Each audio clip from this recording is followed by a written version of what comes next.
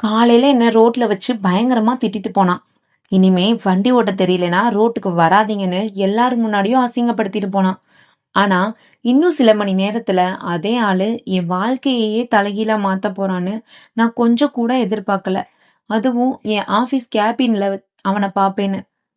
என் பேரு நிலா. வயது 23. ஒரு தனியார் நிறுவனத்துல வேலை செய்றேன். அன்று மற்ற நாட்களைப் போலவே காலையில அவசரமா, அம்மா லேட் ஆயிடுச்சு, நான் போயிட்டு வரேன் என்று கூறிவிட்டு வீட்டிலிருந்து கிளம்பினேன். சாலையில் வழக்கம் போல வாகனங்கள் நிரம்பியிருந்தன. கடிகாரத்தை பார்த்தேன். 8:55. இன்னும் 5 நிமிடத்தில் ஆபீஸ் போய் ஆகணும் என்று வேகத்தை கொஞ்சம் அதிகப்படுத்தினேன். அப்போது டப் என்ற சத்தம். பின்புற டயர் திடீரென்று பஞ்சர் ஆகியது. ஸ்கூட்டி என் கட்டுப்பாட்டை மீறி இடது வலமாக ஆடியது. ஐயோ என்று பிரேக்கை பிடித்தேன். அடுத்த நொடியே எதிரே வந்த ஒரு பைக் மீது என் ஸ்கூட்டி மோதியது. டம் என்று சத்தம். 2 வண்டிகளும் சாலையில் சரிந்தன. நானும் அவனும் தரையில் விழுந்தோம். சுற்றி இருந்தவர்கள் பதற்றத்துடன் ஓடி வந்தனர். என்னாச்சு, பார்த்து ஓட்டுங்க என்று ஒருவர் கத்தினார். நான் மெதுவாக எழுந்து என் ஸ்கூட்டியை பார்த்தேன். அப்போது அவன் கோபமாக எழுந்து என் முன்னால் வந்து நின்றான். ஹலோ, கண்ணு இல்லையா? இப்படிதான் வண்டி ஓட்டுவீங்களா என்று அவன் கோபமாக கேட்டான். அவனுடைய குரலை கேட்டதும் எனக்கும் கோபம் வந்தது. நான் வேணும்னு மோதல, டயர் திடீர்னு பஞ்சர் ஆயிடுச்சு என்றேன். அதுக்காக எதிர வர்றவங்க மேல ஏறிடுவீங்களா என்றான். முதல்ல என்ன நடந்துச்சுன்னு தெரியாம பேசாதீங்க என்று நானும் கோபமாக பதிலளித்தேன். இருவரும் ஒருவரை ஒருவர் முறைத்து பார்த்தோம். அந்த நேரத்தில் அருகில் இருந்த மெக்கானிக் ஓடி வந்து, சார், அவங்க சொல்றது உண்மைதான், டயர் பஞ்சர் ஆயிருக்கு, அதான் கண்ட்ரோல் போயிருக்கு என்றார். ஒரு நொடி அவன் அமைதியாக நின்றான். ஆனால் முகத்தில் இருந்த கோபம் மட்டும் குறையவில்லை. என்னை ஒரு முறை முறைத்து பார்த்துவிட்டு, இனிமேலாவது கவனமா ஓட்டுங்க என்று சொல்லிவிட்டு தனது பைக்கை எடுத்துக்கொண்டு அங்கிருந்து கிளம்பிவிட்டான். அவன் போவதை பார்த்து கொண்டே நின்றேன். எவ்வளோ கோபக்காரே, ஒரு பரவாயில்லன்னு கூட சொல்லல என்று மனதிற்குள் முணுமுணுத்தேன். அப்போது எனக்கு தெரியவில்லை, அன்று என்னை திட்டுவிட்டு சென்ற அந்த இளைஞன்தான் இன்னும் சில மணி நேரங்களில் என் வாழ்க்கையை முழுவதுமாக மாற்றப் போகிறான். ஸ்கூட்டியை மெக்கானிக் கடையில் விட்டுவிட்டு ஒரு ஆட்டோ பிடித்து ஆபீஸை நோக்கி கிளம்பினேன். வழி முழுக்க என் மனதில் ஓடியது அந்த இளைஞனின் முகம்தான். எவ்வளோ திமிர், நான் வேணும் நான் மோதுனே என்று மனதிற்குள் அவனை திட்டிக் கொண்டே இருந்தேன்.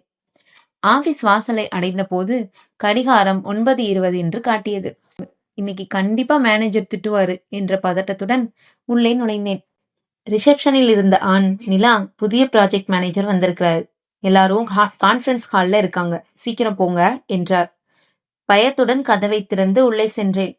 அறையில் இருந்த அனைவரின் பார்வையும் என் மீது திரும்பியது. சாரி சார், டிராபிக் என்று சொல்லிக்கொண்டே நிமிர்ந்து பார்த்தேன். அடுத்த நொடி என் இதயம் ஒரு துடிப்பு நின்றது. எதிரே நின்றிருந்தது காலையில் என்னை எல்லோருக்கும் முன்னால் திட்டிய அதே இளைஞன். அவனும் என்னை பார்த்து சில நொடிகள் அதிர்ச்சி அடைந்தான். பிறகு உதட்டில் ஒரு சிறிய புன்னகையுடன், சோ நீங்க தான் நம்ம டீம்ல புதுசா ஜாயின் பண்ணியிருக்கிற நிலாவா என்றான். ஃப்ரெண்ட்ஸ், நான் அர்ஜுன், இனிமே இந்த டீமை லீட் பண்ண போறேன் என்று தன்னை அறிமுகப்படுத்தி கொண்டான். பிறகு என்னை பார்த்து, மிஸ் நிலா, மீட்டிங் முடிஞ்சதும் என் கேபினுக்கு வாங்க என்றான். அந்த ஒரு வரியை கேட்டதும் காலையில நடந்ததுக்கு இப்ப பழிவாங்க போறானோ என்ற பயம் என் மனதை முழுவதுமாக ஆட்கொண்டது. மீட்டிங் முடியும் வரை என் மனம் முழுக்க பதட்டமாக இருந்தது. அர்ஜுன் ஏன் என்ன தனியாக கேபினுக்கு வர சொன்னார்? காலையில நடந்த விஷயத்திற்காக எல்லாருக்கும் முன்னால் என்னை அவமானப்படுத்த போகிறாரா, அல்லது வேலையை விட்டு போக சொல்ல போகிறாரா என்று 1000 கேள்விகள் என் மனதில் ஓடிக்கொண்டே இருந்தனர். Miss Nila, meeting is over என்று அருகில் இருந்த சக ஊழியர் சொன்னதும் நான் மெதுவாக அர்ஜுனின் கேபினை நோக்கி நடந்தேன். ஒவ்வொரு அடியும் என் இதய துடிப்பை அதிகப்படுத்தியது. கேபின் கதவின் முன் நின்று நடுங்கும் குரலில், மே ஐ கமின் சார் என்று கேட்டேன். எஸ், கமின் என்று அவனுடைய குரல் உள்ளிருந்து கேட்டது. மெதுவாக கதவை திறந்து உள்ளே சென்றேன். அர்ஜுன் தனது லேப்டாப்பில் ஏதோ பார்த்து கொண்டிருந்தான். என்னை பார்த்ததும் நாற்காலியை காட்டி, ப்ளீஸ் உட்காருங்க என்றான். நான் அமைதியாக அமர்ந்தேன். சில நொடிகள் இருவருக்கும் இடையே அமைதி மட்டுமே இருந்தது. திடீரென்று அவன் சிரித்தபடி, இப்போ டயர் ஓகேவா என்று கேட்டான். ஒரு நொடி நான் அதிர்ச்சியில் உறைந்து போனேன். என்னது? காலையில உங்க ஸ்கூட்டி டயர் பஞ்சர் ஆயிடுச்சுல, அதை சரி பண்ணிட்டீங்களான்னு கேட்டேன். அவனுடைய குரலில் இப்போது கோபம் இல்லை, மாறாக ஒரு சிறிய அக்கறை இருந்தது. ம், சரி பண்ணிட்டாங்க என்று மெதுவாக பதில் சொன்னேன். குட். மீண்டும் சில நொடிகள் அமைதி. பிறகு அவன் மெதுவாக, காலையில கொஞ்சம் அதிகமா பேசிட்டேன், சாரி என்றான். அந்த ஒரு வார்த்தையை நான் எதிர்பார்க்கவே இல்லை. பரவாயில்ல சார், நானும் கொஞ்சம் கோபமா பேசிட்டேன் என்று சொன்னேன். அவன் சிரித்தான். சரி, இனிமே நம்ம 2 பேரும் அடிக்கடி சந்திக்க வேண்டியிருக்கும். சோ ஃப்ரெண்ட்ஸ் என்று கையை நீட்டினான். நான் அவன் கையை பார்த்தேன். காலையில என்னை திட்டிய அதே கை இப்போது நட்புக்காக நீட்டப்பட்டிருந்தது. சில நொடிகள் யோசித்துவிட்டு நானும் என் கையை நீட்டினேன். ஆனால் எங்கள் கைகள் ஒன்றை ஒன்று தொட்ட அந்த நொடியில் அர்ஜுனின் முகம் திடீரென்று மாறியது. அவன் பார்வை என் கையின் மேல் இருந்த சிறிய காயத்தின் மீது விழுந்தது. நிலா, இந்த காயம் எப்படி வந்தது என்று பதற்றத்துடன் கேட்டான். பதில் சொல்ல வாயை திறந்த நேரத்தில் கேபின் கதவு திடீரென்று திறந்தது. அர்ஜுன், நீ இன்னும் அவளை மறக்கலையா என்ற ஒரு பெண்ணின் குரல் கேபின் முழுவதும் ஒலித்தது. நானும் அர்ஜுனும் அதிர்ச்சியுடன் கதவை நோக்கி திரும்பி பார்த்தோம். கேபின் முழுவதும் அமைதி நிலவியது. கதவின் அருகே நின்றிருந்தால் சுமார் 25 வயது இருக்கும் ஒரு இளம்பெண். அவள் கண்களில் கோபமும் ஏமாற்றமும் கலந்திருந்தது.